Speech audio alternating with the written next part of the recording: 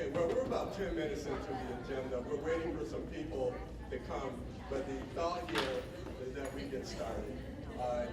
Others will walk in, and some of the individuals we're waiting for are coming from our central office. And so, with that being said, at this point, I would like to... Can you turn off the mic, Doctor? How about now? Yeah, Better? Okay, I'd like to welcome all of you to tonight's public hearing. The focus is on receivership, and it's a state that obviously we do not want to be in, but we are. And I would like to also, there's some people I want to introduce, thinking from central office when they walk in. The thought here is that there may be a pause, break to introduce some of those individuals. To our parents, this mic may go in and out, and it's hard to gauge the sound from here, so if it goes out, I'm still talking, you can't hear me, please wave your hand. My name is Dr. Larry Ellison, and I'm the principal here at school, John James Audubon, school number 33. And I'd like to extend a warm welcome to all of you in the cafeteria with us this evening. I also like to quickly, not by name, but I'd like to acknowledge all the staff that's here, and then coming to our parents, but to our staff, thank you very much for being here this evening. To our parents, also thank you. Parents who are on school base, parents who are part of our community engagement team, thank you. And to the community at large, to our community partners, thank you. And others whom I'm sure would have may have made a contribution to this school. If not, perhaps you're making one this evening and perhaps beyond this evening. So with that, I'd like to welcome collectively all of you. The purpose here is to talk about receivership, and this was not to be my part, but in planning what was stated to the CET team, and what I'd like to say, if I may, for parents who are not part of the team and school staff, without embarrassment, could the CET team please stand, the members? We met earlier today. If you're here, can you please stand? And just for individuals to look around the room. Right, thank you very much. This part was supposed to be by Lynn, but Lynn's not here, so we'll just go ahead and get started.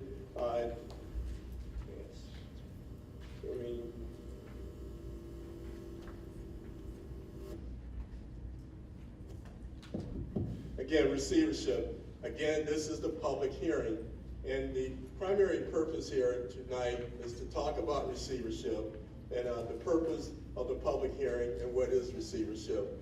And also the school presentation, there will be slides, not many, but slides regarding our data here in the school that will be shown to all of you. And before we get to the feedback portion, feedback opportunity, there's going to be a brief presentation regarding community schools. I'm going to take a break here. Is this Ms. Gonzalez? No. Our interpreter? No. Dr. Peluso just walked in. He's one of the school chiefs. And so welcome, Dr. Peluso. So again, in between, there will be a brief presentation on community schools, and then we will also go to the third component there, which will be the fourth feedback opportunity. We'll do breakout groups for feedback. We're looking for your suggestions here this evening in order to move in the direction of school improvement. Again, the question is, what is receivership? And first bullet, state law requires persistently struggling or struggling schools to make rapid achievement gains. The second bullet, if schools do not meet improvement targets within 1 or 2 years, the district is required to appoint an outside receiver approved by the state. Third bullet, an appointed receiver will have broad authority to set and manage school improvement plans. And the last bullet, or the next bullet, the superintendent will act as a receiver first, and the last bullet, data for improvement targets will be released soon. The struggling for us is that you'll see on the slides is that there is a certain area that we needed to decrease, and we'll talk a little bit more about that. Those of us in the school building, for parents who are in the audience, we know the information as performance level 1. And again, there will be more conversation regarding the performance levels. Okay, these are the receivership schools removed from the list as of June 30th, 2018. You may have read about at least the schools in the gray. It does say above the chart that Nathaniel Rochester, school number 3, school number 8, 9, 17, and 45 school came off of the list. As you look at the chart, cohort 1 to the left here, James Monroe High School and Northeast High School were part of cohort 1, which would be part of the schools who are coming off the list, but they're continually working to get off the list. Cohort 2, we will be considered a cohort 2 school. And you can see the other schools that are also considered cohort 2, school 10, 16, 19, 28, course 33, Wilson Foundation, Edison, Integrated Arts and Technology, Vanguard, and Leadership Academy for Young Men, all high schools. By February 18th, 2019, receivership schools must have the first bullet, communicate the school status, and we're doing that this evening. Establish a school community engagement team. The team stood before you earlier in this meeting, and the third bullet, conducted a public hearing, gathering feedback from the community. And that will be a primary purpose here this evening. Your feedback is very important. The purpose of the public hearing, as was just stated, to talk about the current status, plus the improvement plan, and then community engagement team, public hearing and feedback, and then it says equals receivership plan. Our status has changed from what we used to be referred to as a priority school to receivership, and that language would change to, I believe, CSI school. And we'll hear more about that as information is coming to us. Our community engagement team, the members that stood before you, we have since met. Today was our third meeting. And the bullet that you see here, upon the designation of a struggling school, the district will establish a community engagement team. We refer to it by acronym SET, including but not limited to the school principal, parents, guardians, teachers, other school staff, and it says students here as well. We've had some conversation as a CET team about students, and we will call upon students where necessary.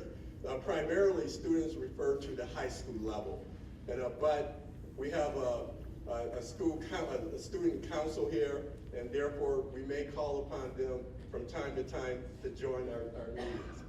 The next bullet, it says the membership of the CET may be modified at any time, and if anyone after tonight's meeting is interested in possibly helping with the work as far as the meetings or small group work, you're welcome to email me. You'll see it, or the contact information on the last slide. It says the CET must develop recommendations for improvement of the school and solicit input through public engagement. What we're doing here this evening, the team will present its recommendations periodically to school leadership and to the receiver as applicable. The school leadership here, we know it as school-based planning team, and therefore we're positioned to talk and share whatever recommendations we get here this evening with our school-based planning team.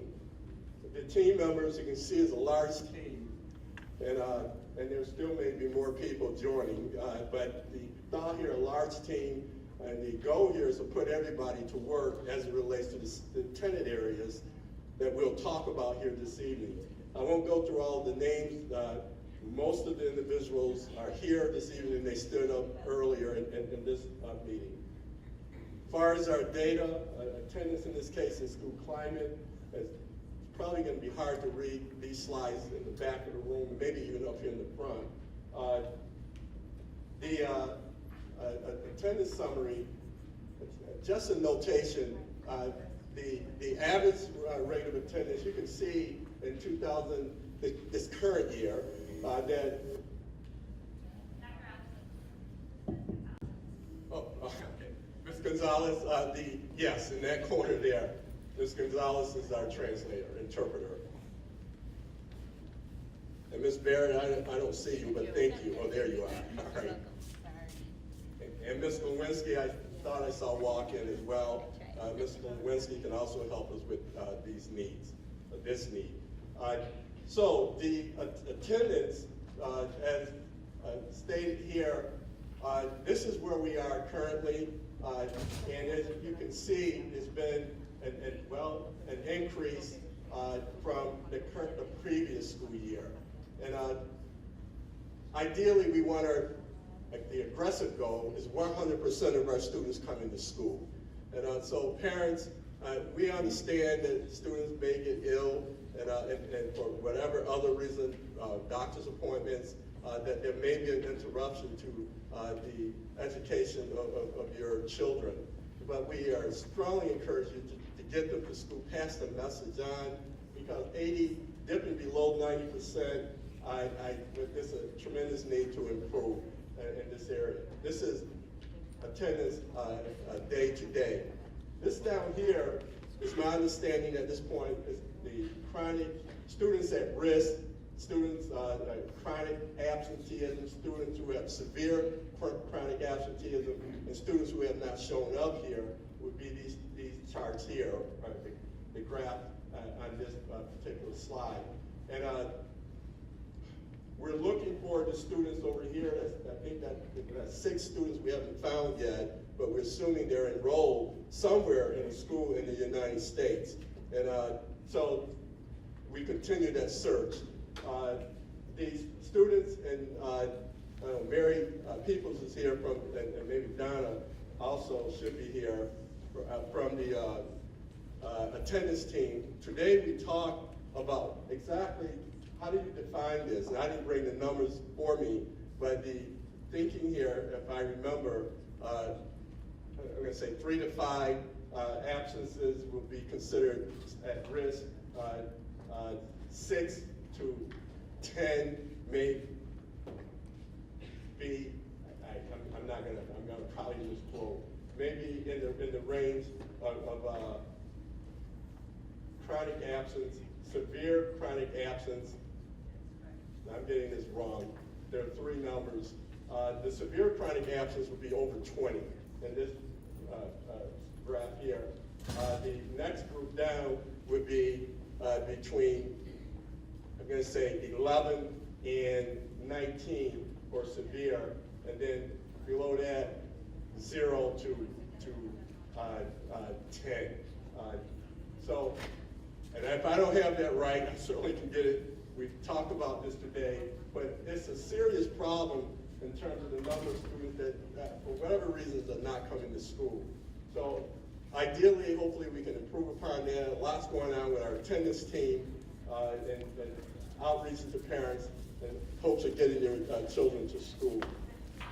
The next slide is referred to as school climate, but in this school building, we talk about suspensions. And if you look at this current year here, the number of incidents, the total number of suspensions, you see 20 here, and the total number of incidents, you see 22 here. Essentially, what doesn't reflect in the 20 would be these two, this number here, long-term. We've had 2 long-term suspensions in the school building to date, and we've had 20 instances of suspensions. And for us, suspensions, there's still a connection with school, but the children may not be here at school 33. They will be assigned, the parents have an opportunity to keep their children in school, but it would be at a designated site, school 29. And you can see the numbers over the years in terms of in talking with our guru on suspensions, he had mentioned that what we see here is that for every 100 students, there would be 1.66 suspensions. And we have somewhere between 1,200 and 1,300 students in this school building. And so I'd like to think we would have 0 suspensions, but unfortunately we do not. But when you compare the 100 number as a number to rate all of the schools, it seems as though our children here are doing a good job behaving themselves and, in terms of school climate. And hopefully they continue, and ideally, as I stated, it would be great to have 0 in those boxes within the rows. The academic data, it's again hard to see the slides, but just to say to all of you, the performance level 1 that I mentioned earlier is that this last school year, school 33, had 58.9% of the students in performance level 1. I can also say that is not a good place to be in.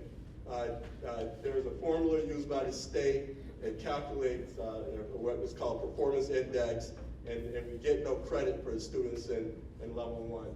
58% of our student body in level 1, again, is not a good place to be.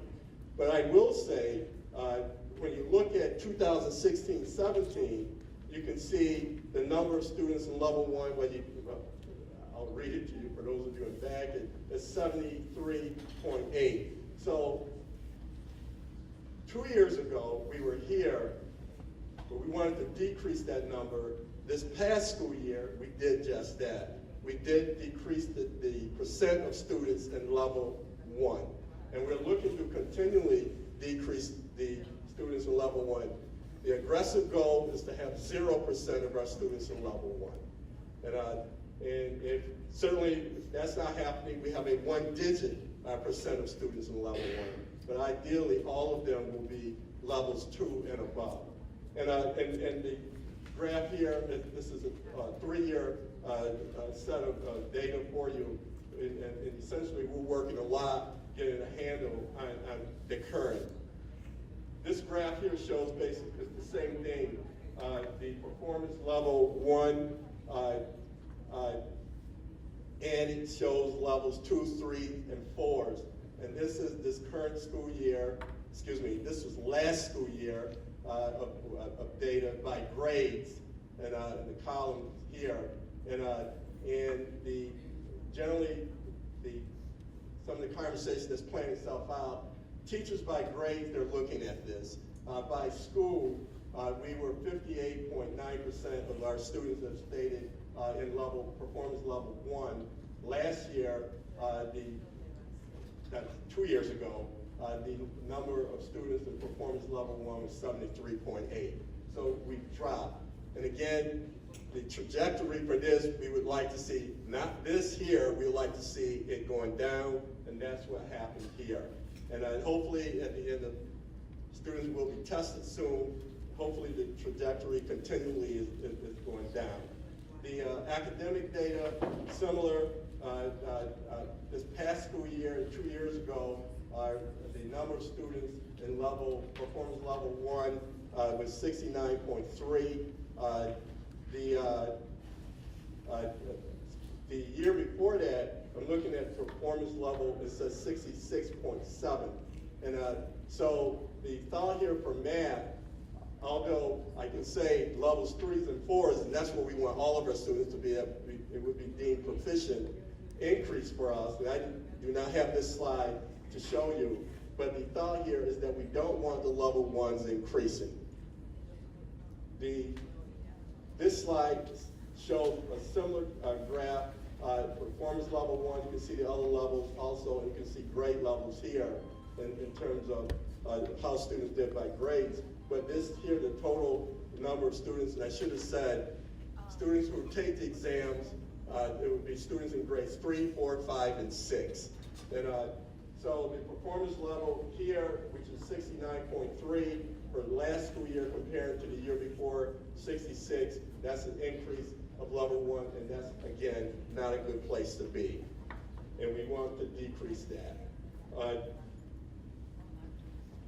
The tenants that you see charts around the room and posters around the room, tonight we're going to, with your support, we're going to break off into groups, and we're going to rotate through the 5 tenants that we have posted, and we're looking for your feedback in terms of how we can do better using your ideas as we take this journey in getting the work done this school year. And so again, the tenants are 2 through 6, and there's some language there that would be posted. We did not put any suggestions. The thought here is to leave this open, seeking feedback from all of you.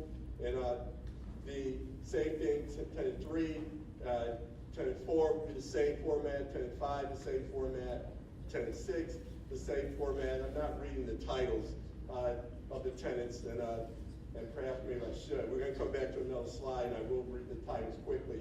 And but before going to the slides and then the work itself, Lindsay,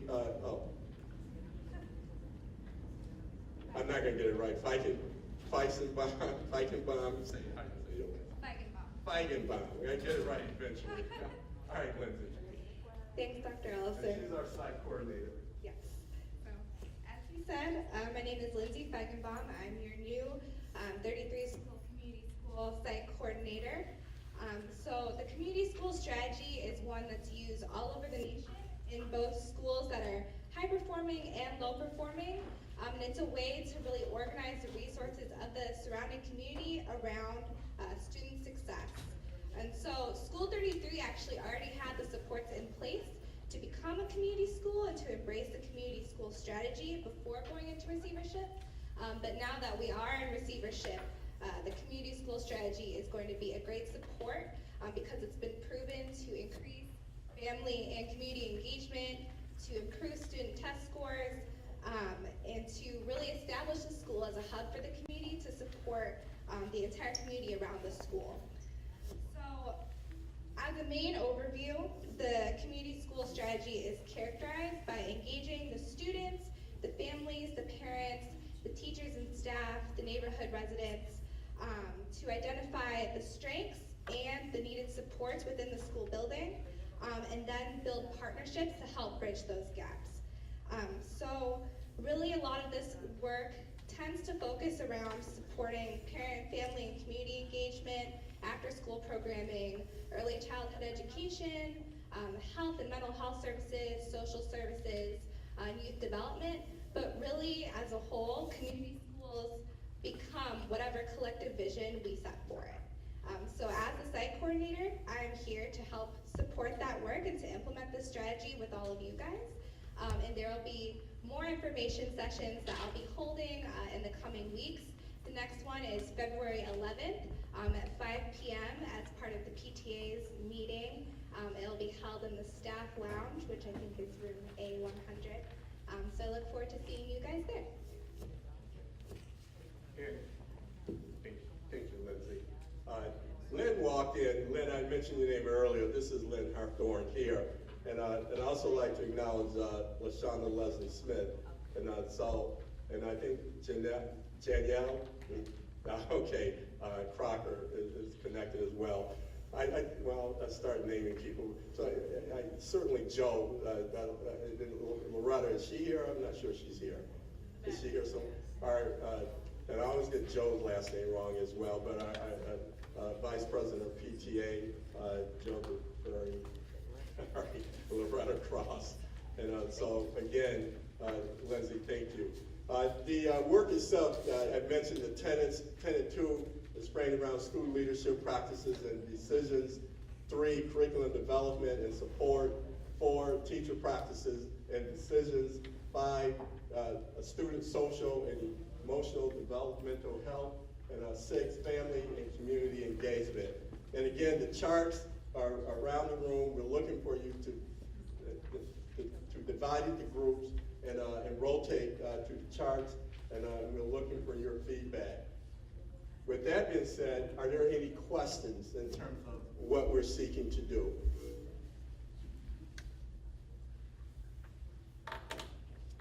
And I will say, if you have, the CET team talked this afternoon, that sometimes we may not have questions in the moment, but we may walk out, we may walk out, and then all of a sudden we have a question later on this evening or tomorrow. If you should have a question or a recommendation, here's a number, an email address, and a number that you can call with your information.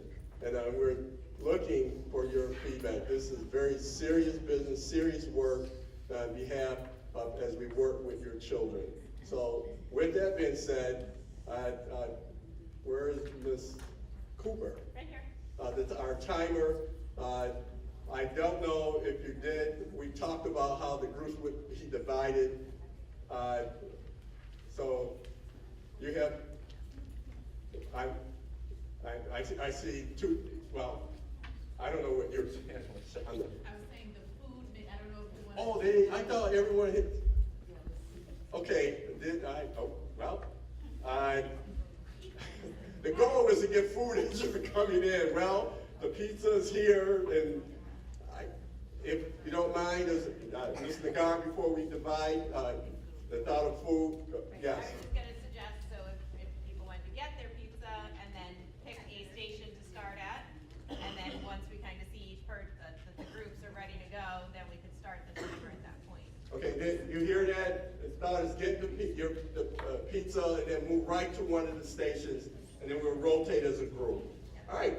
Your Great. handout has a letter on it, A, B, C, or D, or E. So you can go by your letters to one of the stations. Okay, Ms. Cooper tried to organize us in such a way, in the back of your letter, there's In the front, in the right corner.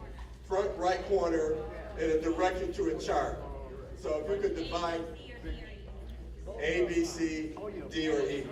So clockwise, tenant 2, A, tenant B, tenant 3, B, and so on to the last letter of the alphabet.